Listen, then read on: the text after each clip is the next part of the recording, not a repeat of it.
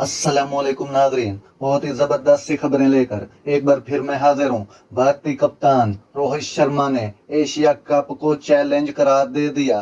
भारत की cricket team के कप्तान रोहित शर्मा ने एशिया कप को चैलेंज करार दे दिया। एशिया कप के हवाले से रोहित शर्मा ने कहा है कि टूर्नामेंट में क्वालिटी टीमों का सामना करना है। हम जीतना चाहते हैं लेकिन कई सवाल हल तलब हैं।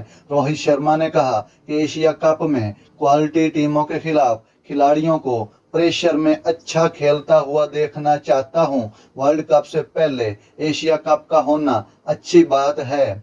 उन्होंने कहा कि कॉम्बिनेशन के लिए हमारे पास कई नाम हैं, देखते हैं कौन मुंतखब होता है। मोइस समेत कोई भी ऑटोमेटिक सिलेक्शन नहीं है।